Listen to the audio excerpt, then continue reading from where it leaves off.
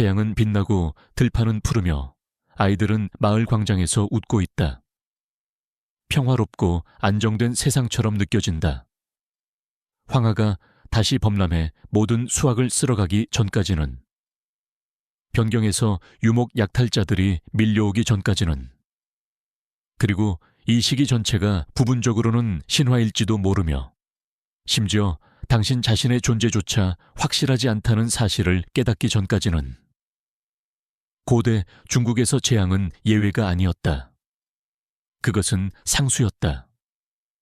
중국 문명은 기원전 약 2000년경 하 왕조의 등장과 함께 시작되었다.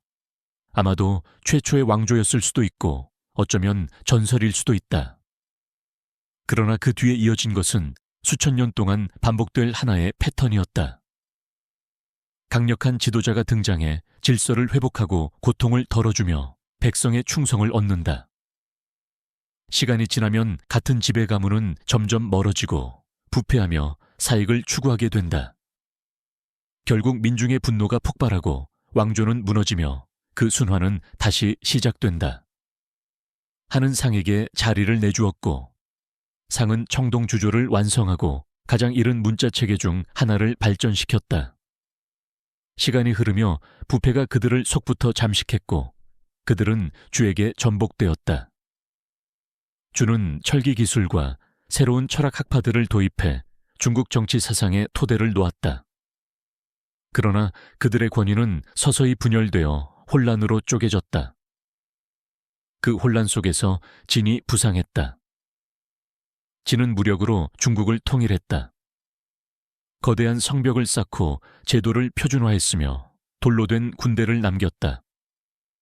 그러나 폭정이 처음부터 그들을 규정했고 그들의 통치는 등장만큼이나 빠르게 붕괴했다. 그 자리를 하니 대신했다. 한 왕조는 고조 황제의 강력하고 널리 존경받는 지도력 아래 등장했다. 4세기 이상 동안 하는 훗날 황금기로 기억될 시대를 이끌었다. 교역로가 확장되었고 예술이 번성했으며 기술이 발전했고 정치 제도가 성숙했다. 한동안은 이 순환이 끊어진 듯 보였다. 하지만 그렇지 않았다. 부패는 다시 돌아왔다. 처음에는 조용히, 그러다 한꺼번에 어디에나. 권력은 유능한 통치자들에게서 황실 내부의 파벌들로 이동했다. 이는 단지 개인의 실패가 아니었다. 구조적인 문제였다. 문제의 핵심에는 체계 자체에 깊이 박힌 무언가가 있었다. 바로 궁정 문화였다. 당신이 황제의 아들이라고 상상해보라. 당신은 하인과 교사, 관리들에 둘러싸인 호화로운 삶을 산다. 동시에 사라지는 것이 이익이 되는 경쟁 상속자들, 강력한 후궁들, 궁정 파벌들 사이에서 살아간다. 가장 가까운 동반자들은 또래가 아니라 정보와 영향력, 권력에 대한 접근을 통제하는 환관들과 고위 관리들이다. 어느 날 아버지인 황제가 갑자기 죽는다.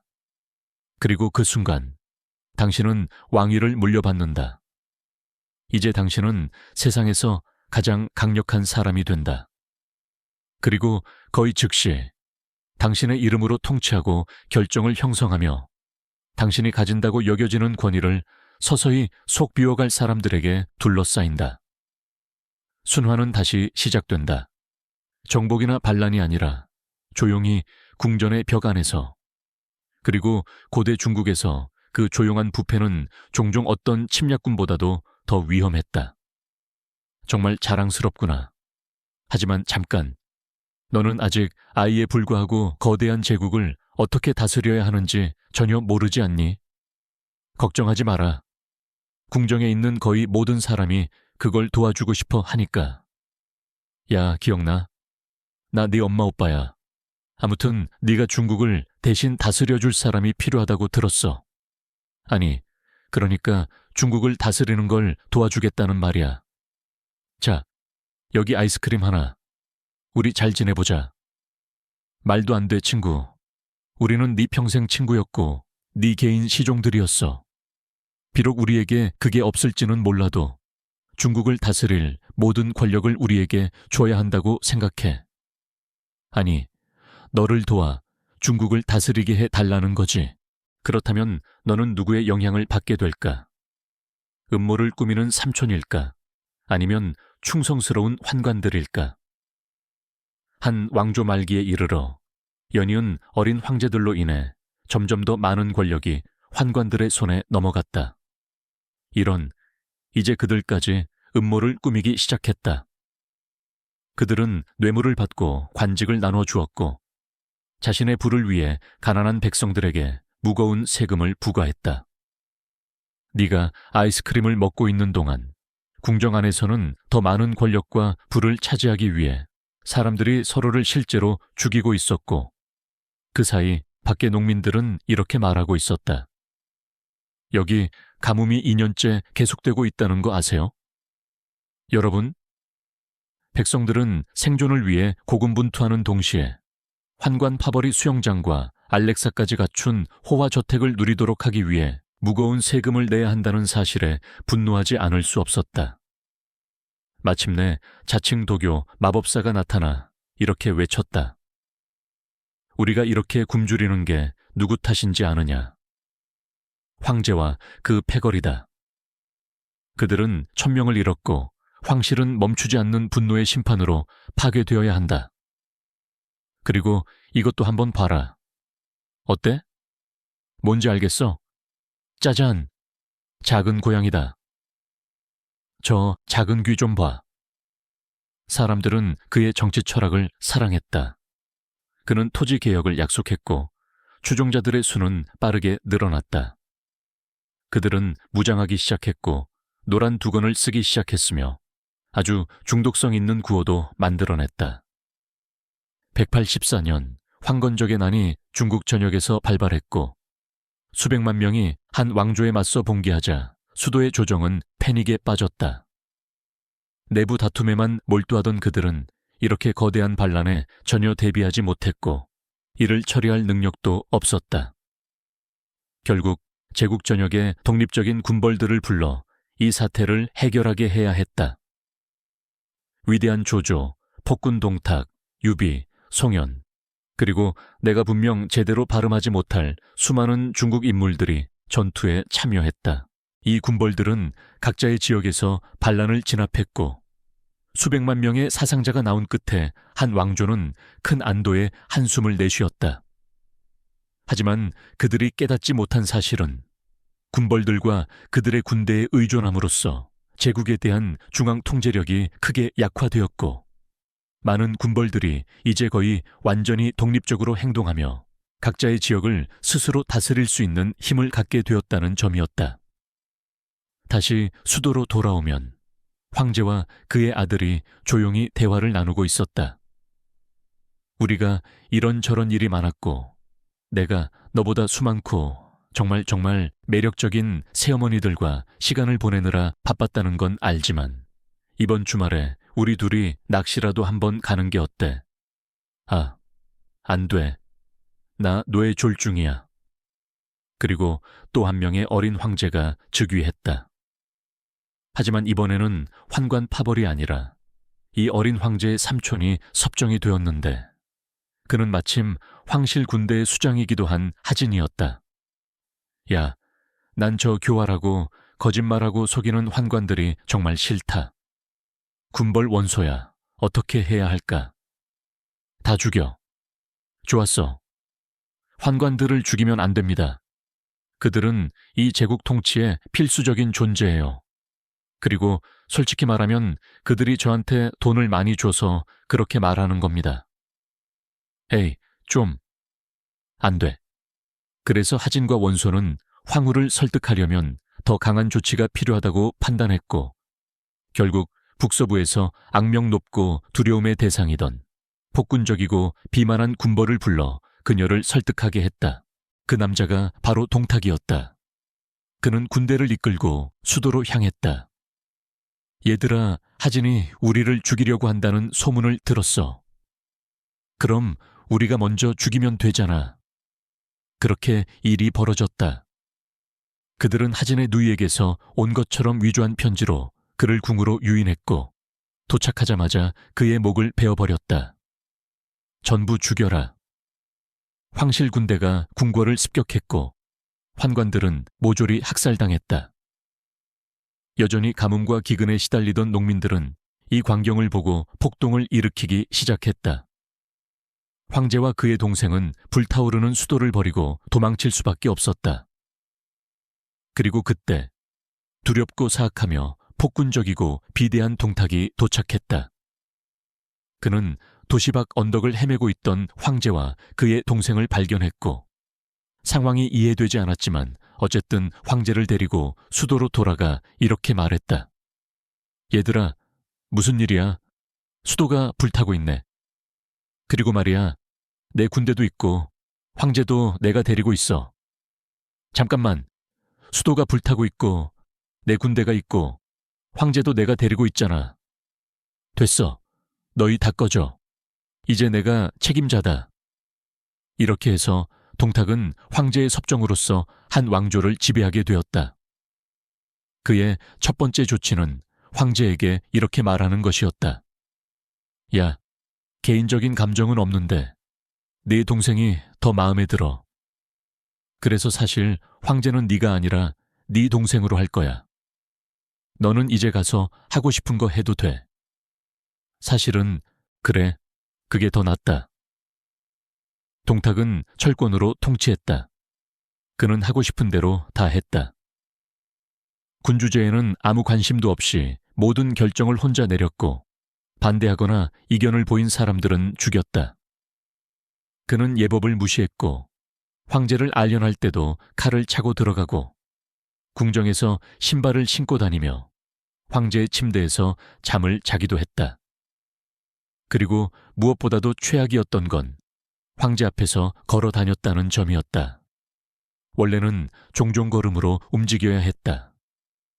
제국 전역에 다른 군벌들은 그를 증오했고 이렇게 말했다. 이 자는 그냥 둘 수 없다. 연합을 만들어서 몰아내는 게 어떻겠나. 그렇게 결정되었다. 중국 각지의 군벌들이 군대를 이끌고 연합했는데 병력은 10만 명에 달했고 모두 동탁의 폭정에 맞섰다. 원소의 연합에는 이복동생 원술, 위대한 조조, 송현 등 당대 최고의 인물들이 포함되어 있었다. 하지만 동탁에게는 비장의 카드가 있었다. 그의 제자이자 양자이며 중국 전역에서 가장 뛰어나고 두려움의 대상이던 전사, 바로 여포였다. 이 남자는 말 그대로 괴물이었고 결투에서 한 번도 진 적이 없었으며 어떤 군벌도 감히 그에게 결투를 신청하지 못했다. 그는 또한 자신이 섬겼던 거의 모든 군벌을 배신한 것으로도 유명했는데 동탁은 그 점을 전혀 걱정하지 않는 듯 보였다. 연합군은 낙양에서 동탁을 공격했고 특히 송현의 군대가 그에게 큰 타격을 입혔다. 결국 동탁은 장안으로 도망칠 수밖에 없었다. 하지만 이 초기의 성공 이후 전쟁은 교착 상태에 빠졌다. 연합에 참여한 군벌들은 이 싸움이 아무 진전도 없다는 걸 깨달았고 사실 서로를 속으로는 다 싫어하고 있었기 때문에 결국 각자 집으로 돌아갔다. 동탁은 안전해 보였다. 그때까지는 말이다. 전설에 따르면 장안의 한 관리에게 아주 예쁜 딸이 있었다고 한다. 정말로 엄청나게 예쁜 딸이었다. 그는 여포를 집으로 초대해 언젠가 자신의 딸과 결혼하게 해주겠다고 약속했다. 그리고 동탁도 초대해 똑같은 말을 했다. 동탁은 그녀에게 완전히 반해 즉시 자신의 후궁으로 삼겠다고 했고 이 소식을 들은 여포는 몹시 불쾌해졌다.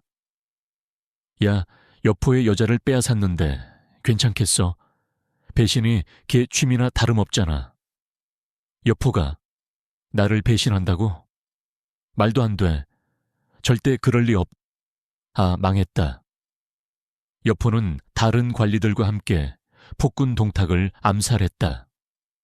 그리고 그의 시신은 거리에서 불태워졌다. 어떤 기록에 따르면 그는 너무 살집이 많고 기름져서 며칠 동안이나 계속 타올랐다고 한다. 좋네. 동탁이 죽고 한 왕조 정부의 권력이 사실상 붕괴되자 중국에는 거대한 권력 공백이 생겼고 그 자리를 차지하길 꿈꾸는 수많은 군벌들이 밤마다 편히 잠들 수 있게 되었다.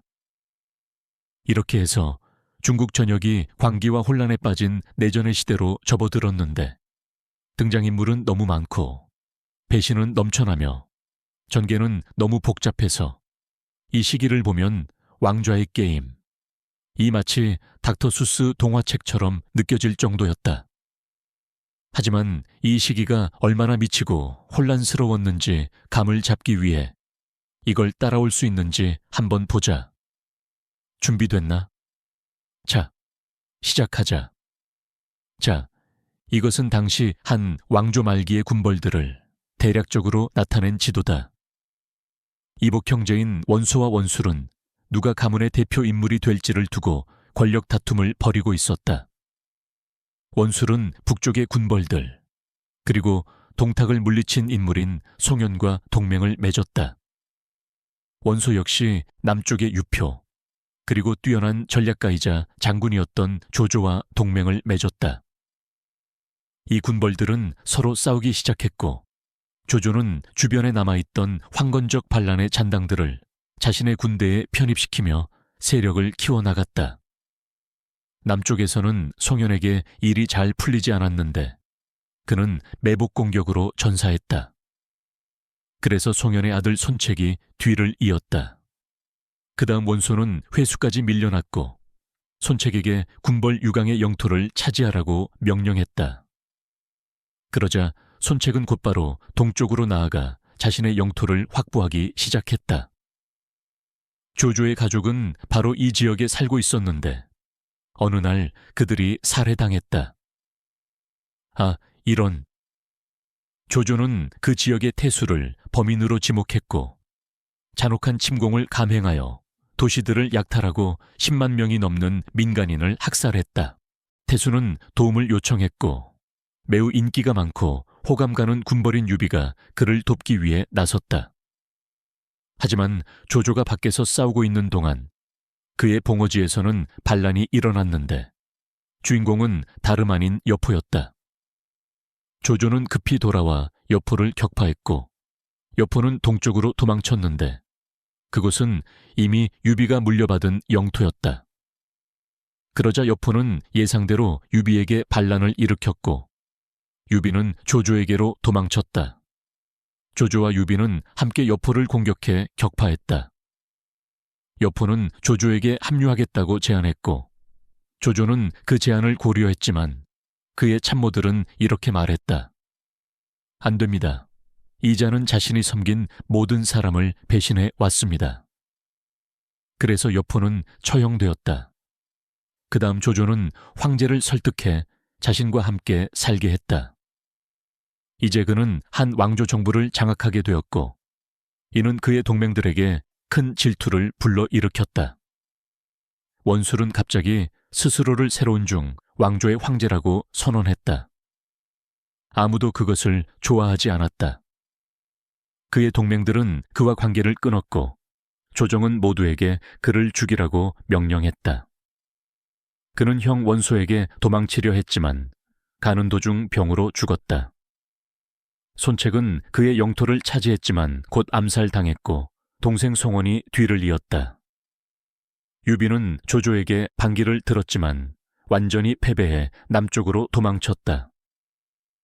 원소는 마침내 북쪽의 군벌을 물리치고 남쪽에 집중할 수 있게 되었고 동맹이던 조조에게 선전포고를 했지만 관도대전에서 패배했다. 이제 조조는 북방을 통일했고 남쪽으로 시선을 돌렸다. 특히 유표의 영진은 점점 강력한 위협이 되고 있었기 때문에 조조는 그를 공격했다. 유비는 유표를 위해 싸우며 한동안 조조를 막아냈지만 유표가 죽고 그의 아들이 뒤를 잇자마자 곧바로 조조에게 항복했다. 유비는 큰 충격을 받고 남쪽으로 도망쳐 영토를 유지하려 했다. 조조는 완전히 기세를 타고 있었고 중국을 장악할 인물처럼 보였다. 그는 유비와 송원을 모두 공격할 계획을 세웠고 상황이 어디로 가는지 깨달은 두 사람은 만나서 동맹을 맺기로 결정했다. 지금까지가 너무 많았다는 건 알지만 이 시점에서 네가 알아야 할 건 이것뿐이다. 이 인물은 모든 것을 장악하기 직전에 와 있으며 이제 남쪽의 군벌들에게 전력을 쏟아부으려 하고 있다. 이 둘에게는 단 한 번의 기회뿐이다. 그가 남쪽을 침공하지 못하게 막기 위한 한 번의 전투가 있었는데 그것이 바로 유명한 적벽대전이었다. 남쪽을 차지하려면 조조는 거대한 양쯔강을 장악하고 건너야 했다. 그는 유비와 송원의 연합군 5만 명을 상대로 20만 명이 넘는 병력을 보유하고 있었다. 이렇게 수적으로 크게 열세인 상황에서 그들이 어떻게 승산을 가질 수 있었을까? 전설에 따르면 송원의 대부분의 참모들은 항복을 간청했지만 그가 탁자를 내리치자 모두 물러섰다고 한다. 다행히도 조조의 군대는 질병과 피로로 크게 약화되어 있었고 북방 출신 병사들은 배에 그다지 익숙하지 않았다. 그래서 조조가 강을 따라 내려와 우림에서 양측이 첫 교전을 벌였을 때 조조는 연합군에게 결정적인 패배를 안기지 못했다. 그때 송원의 한 부하가 매우 교활한 계획을 떠올렸다. 그는 자신과 다른 이들이 조조 편으로 투항하려는 것처럼 가장에 편지를 보내고 유비와 송원의 최정예 함선 몇 척을 넘겨주겠다고 제안했다. 그러나 조조는 그 배들이 인화성 갈대로 가득 차 있다는 사실을 알지 못했다. 그 배들이 그의 함대에 접근하자 불이 붙었고 진영에 있던 그의 배들을 파괴했다. 상황이 더는 희망이 없다고 판단한 조조는 비와 늪지를 가로지르는 고된 후퇴를 명령했고 그 과정에서 더 많은 병사들이 병과 질병으로 쓰러졌다. 약자들이 승리했고 조조는 다시는 남쪽을 차지할 기회를 얻지 못했다. 그 이후 세 군벌은 각자의 지역에서 남아있던 소규모 경쟁자들을 정리하는 데 시간을 보냈고 214년이 되자 중국의 모습은 대략 이런 형태가 되었다. 조조는 계속해서 남부 지역에 진출하려 했지만 성과를 거두지 못했고 217년에는 양주 지역마저 유비에게 빼앗겼다. 한때 동맹이었던 이들은 이 지역의 소유권을 두고 결국 갈라섰고 송원이 최종적으로 우위를 차지했다. 220년 조조는 두부 질환으로 사망했고 그의 아들 조비가 뒤를 이었다. 조비는 한 황제로 하여금 양위하게 만든 뒤 새 국가 위에 황제임을 선포했다. 유비도 이에 따라 자신을 초간해 진정한 황제라고 선언했고 몇 년 뒤 송원도 가세에 5의 황제를 자칭하면서 이제 중국에는 여러 나라가 존재하게 되었다. 몇 개일까? 세어보자. 하나, 둘, 셋, 3국이다. 다만 실제로는 왕국이 아니었다. 그것들은 왕조였고 3국이 마침내 형성되었을 때에도 큰 변화는 그다지 일어나지 않았다. 이후 30여 년 동안 그들은 계속 전투를 벌였지만 거의 항상 교착 상태로 끝났고 누구도 크게 전진하지 못했다. 그렇다면 결국 어떻게 끝났을까?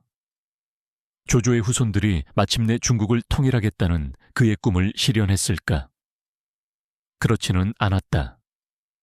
대신 삼국은 중국 왕조를 괴롭혀왔던 익숙한 문제들의 희생양이 되었다. 외선은 송원의 후손이 폭군이 되었고 국정을 운영하는 것보다 후궁들과 시간을 보내는데 더 관심을 가졌다. 촉한에서는 강력하고 부패한 환관 파벌이 부상했는데 그 결말이 어떻게 되는지는 이제 우리 모두 알고 있다. 그리고 위에서는 어린 황제들이 연이어 즉위하면서 결국 사마씨 가문이라는 강력한 집안이 왕조의 정권을 장악하게 되었다. 이 사마씨 가문은 촉과 오가 얼마나 약해졌는지를 알아차리고 계획을 세우기 시작했다. 위가 우리를 공격할 계획이라는 편지를 방금 받았어. 전쟁 준비를 해야 할까? 아니, 아마 걱정할 일은 아닐 거야. 그냥 아무것도 하지 말자. 좋아. 위는 촉을 상대로 전면 침공을 감행했고 초근 1년도 채 되지 않아 무너졌다. 그 다음 사마염은 위 황제로 하여금 양위하게 만들고 새로운 진 왕조의 황제를 자칭했다. 279년 진은 오를 침공했고 마침내 280년에 중국을 통일했다. 왕조의 흥망, 분열과 재통일이라는 패턴은 이후 수세기 동안 중국에서 계속 반복되었다. 지금 당신은 이렇게 생각하고 있을지도 모른다. 잠깐만 만약 조조가 뜻대로 중국을 통일했다면 어땠을까? 혹은 여포가 동탁을 암살하지 않고 계속 한 왕조를 지배했다면 어떻게 되었을까? 아니면 이 작은 군벌들 중 누군가가 정상에 올랐다면 역사는 어떻게 달라졌을까?